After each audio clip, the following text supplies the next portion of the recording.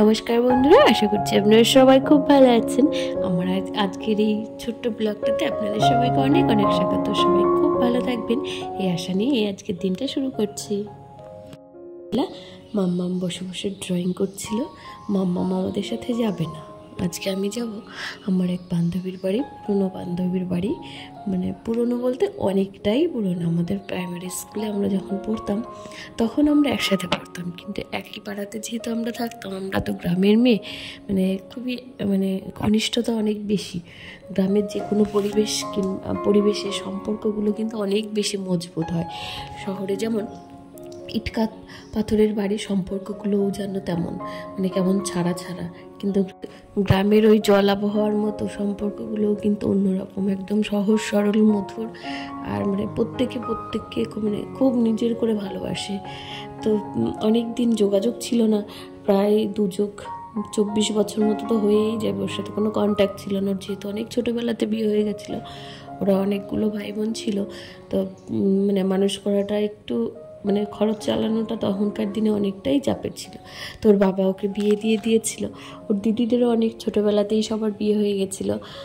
তো তারপরে এই ফেসবুকের দৌলতে ওর সাথে আমার এমনি বাড়িতে গেলে ওর মা দাদা সবার সাথে আমরাও ওদের খোঁজ নিতাম, ওরাও আমাদের খোঁজ নিত, কিন্তু দেখা হয়নি অনেক দিন, সামনাসামনি কথাও হয়নি। হয়তো আমরা যখন বাড়িতে থাকতাম তখন ওদের সাথে দেখা হতো না। তারপরে পড়াশোনার লাইফে আমি তো গ্রামে থাকতাম না, কৃষ্ণনগরে, তারপর এদিক ওদিকে কাটানো হয়েছে, তখন ওরা যখন আসতো হয়তো দেখা হতো না। তো যাই হোক, আমার জন্য ওদের সাথে প্রত্যেকটা মানুষের সাথে হারিয়ে যাওয়া অনেক সম্পর্ক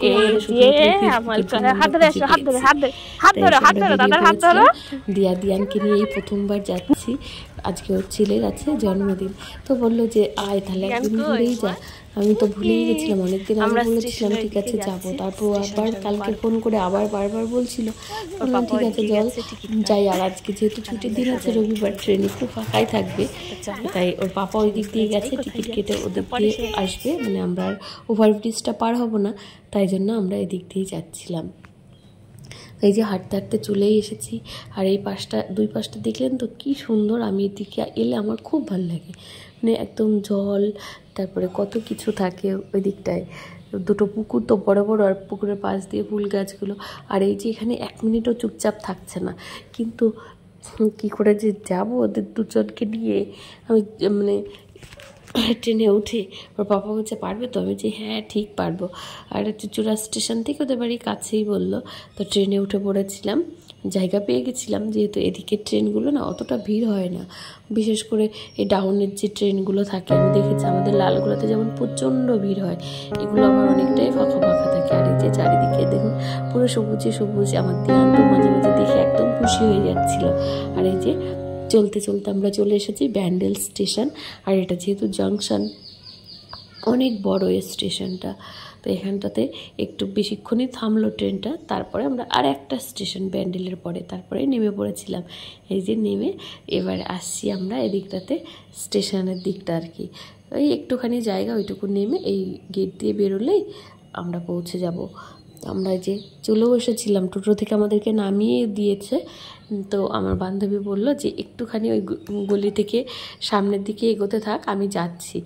ও আসছিল, দিয়ে আমি দেখলাম সোজাই গলিটা আছে, তো এদিকটাতে একটু হেঁটে হেঁটে আসছিলাম। আর ও ওই দিক থেকে আসবে এক্ষুনি, কতদিন পর দেখবো। আর বলতে বলতে দেখুন পৌঁছেও গেছি। আর এই যে ওদেরকে হাত মুখ ধুইয়ে দেওয়ার সাথে সাথে রীতার মেয়ে, রীতা আমার বান্ধবী, ওর মেয়ে ওই যে ওদেরকে খাওয়াচ্ছে মিষ্টি। আর এটা ওর ছেলে ড্রয়িংগুলো করে। তার মানে কি তুই চল আমার সাথে খেলা করবি। আমি চলে এসেছি। দরজা ধরে না, পাপা বলেছি না দরজা ধরতে নেই।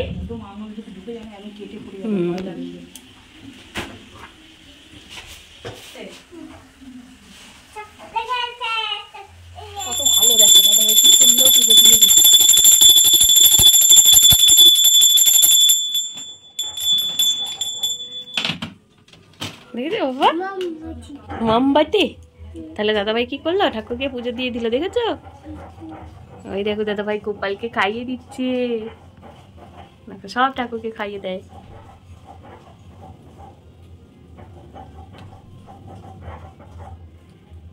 দেখ গোপাল খাবার পেয়ে খুশি হয়ে গেছে, হাসছে, দেখছো বাবা? দেখো গপু দাদা কি সুন্দর হাসে।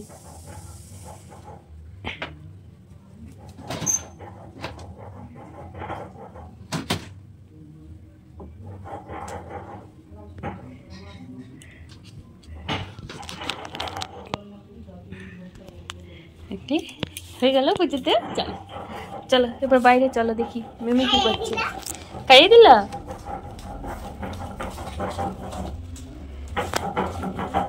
আমাদের বাড়ি নিয়ে গেছিলাম তো গোপা, তা শিকার ছেলে মেয়ে ছিল, শিকার দুই ছেলে মেয়ে কুণ্ডু দেওয়ার সঙ্গে সঙ্গে পোশাকটা রাখতে দেয় না।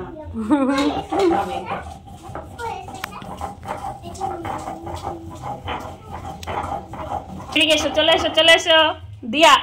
আমাদের দুপুরে রান্না বাড়া হচ্ছিল, হয়েও গেছে। এবার ওর ছেলেকে খেতে দেবে, ওর ছেলেকেও দিয়েছে, সাথে আমরাও একসাথেই বসে পড়েছি। আর দুপুরবেলায় যে 5 রকমের ভাজা, ডাল আর মাছ এটাই রান্না হয়েছিল। আর এদিকে আবার একটুক্ষণ গল্প করে তারপর আমরা বললাম চল তাড়াতাড়ি রান্না বাড়া শুরু করে দিই, তাহলে ওর আরও 2জন বান্ধবীর আসার কথা আছে, তাহলে আমরা একটু গল্প করতে পারবো। আর সবাই আসার পরে যদি রান্না বান্না করতে হয় তখন কিন্তু আর গল্পটা ঠিক হয় না। তো ও বলছিল আর একটু পরে করি, আমি বলছি না এক্ষুনি কর। চল দিয়ে দুজনে আমি একটু কেটে কুটে দিলাম, আর ও রান্নাবান্না সব নিজেই করলো। আমি বলছিলাম যে দেহে আমিও একটু সাহায্য করবো, যে না তুই বাড়িতে রোজ করিস, তা ও তো করে। আর তারপরে ওর ছেলে মেয়ে দুটো যে এত ভালো কি বলবো, সব কাজ করতে জানে এরা। ওই যে দুপুরবেলা দেখলেন ওর ভাই গোপালকে পুজো দিল, আর এই যে সন্ধেবেলা ও আবার গোপালকে কি সুন্দর খাইয়ে দিচ্ছে। আমি তো দেখে অবাক, এইটুকু মেয়ে আবার কি সুন্দর বলছে যে মা কোনো সাহায্য লাগলে আমাকে বলো, সব কাজ করতে পারে মেয়েটাও। আর এদিকে এই যে রাইস তো প্রায় বানানো আমাদের হয়ে এসেছে, মাংসটা হয়ে গেছে, এবার 2 বাটিতে তুলে রাখছে, নাহলে তো অনেকটা নষ্ট হয়ে যাবে, ঘাটাঘাটি হয়ে যাবে, যদি না লাগে তো লাগে, তাই জন্য 2 বাটিতে বেড়ে রাখা হচ্ছে। আর এদিকে সন্ধেও হয়ে গেছিলো।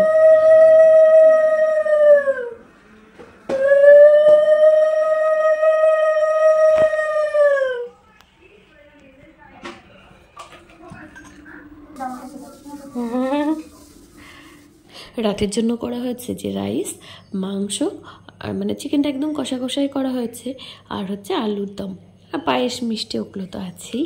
তো এই মানে আমরা একদমই 9 জন মানুষ মতো হব আর কি, সব দিয়ে আমরা 3 জন আর ওরা 3 জন, আর একজন ওর বান্ধবী আসবে, তার মেয়ে, আর এদিকে ওর বাড়ির পাশে এক বান্ধবী আর তার মেয়ে। তো একদমই ঘরোয়াভাবে করা হচ্ছে আর কি। তো রাইসটা কিন্তু বেশ ভালো হয়েছিল, ঝুরঝুর হয়ে গেছিলো। আমাকে বলছিল একটু নাড়িয়ে দে, আমি নাড়াতে গিয়ে দেখলাম কি চালটা যদি ভেঙে যায়, তাই জন্য ওকে বললাম গামলা ধরেই একটু করে দে। আর এই বলতে বলতে গিয়ে আমি ভিডিও করবো তো, হ্যাঁ শুভ কাটো করে ভিডিও। আচ্ছা কাটো, নাটক করিস না, তাড়াতাড়ি কাটো, গিফট দেবো। হ্যাঁ গিফট দেবো, হ্যাঁ গিফট দেবে। এই বল হ্যাপি বার্থডে বল সবাই। করে কি কাটো? এই শুনো বল, যেখান থেকে খুশি যেখান থেকে নিতে ইচ্ছা করছে কাটতে। এই দিক থেকে কাটবো, সামনে থেকে কাটবো না? হ্যাঁ ওই দিক দিয়ে ঠিক ঠিক জায়গাতেই ধরেছি। কোন জায়গা বেতে দাও, মাঝখানে এইভাবে ঘুরিয়ে দেন না, আর এখান থেকে কাটে এরকম, আর এরকম কাটবি, কি বুঝে মতো নেই বল। Happy birthday to you, happy birthday to you, happy birthday dear Shubho, happy birthday to you. মাকে দাও, দিদিকে দে, মাকে দে, তাই তুমি আগে যাও, তুমি যা, তুই যা, তোমাকে একটু খাই দাও।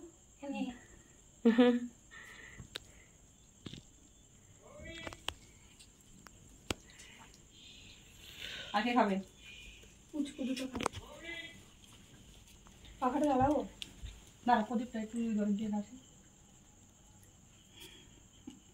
কার জন্মদিনের কেক খাচ্ছে? এই যা, ওর হাতে দিয়ে দিলি, এবার তোর বিছানা বিছানা সব মাইকে ফেলবে। নামিয়ে দে, নামিয়ে দে, নাহলে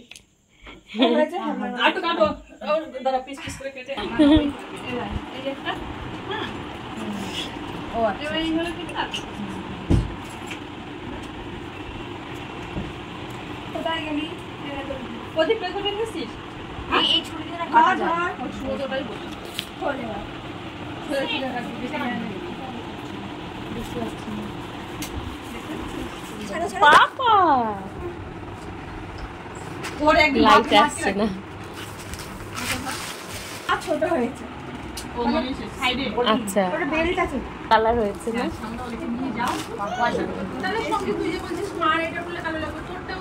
না মার কথা বলছি না। হ্যাঁ এটা ভুলে তো মানে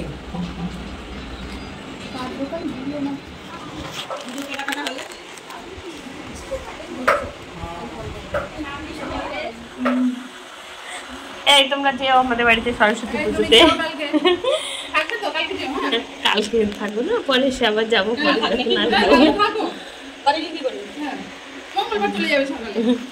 সবাই রয়েছে না বাড়িতে। মেয়েটা নিয়ে আসতে পারতো, বড় মেয়েটা আমি ভেবেছি মেয়ে হয়েছে তারপরে নিয়েছে।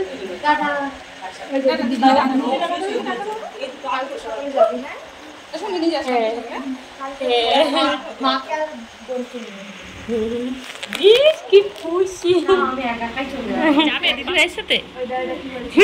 এখনো বলছে ওর ভাব হয়ে গেছে ওদের সাথে।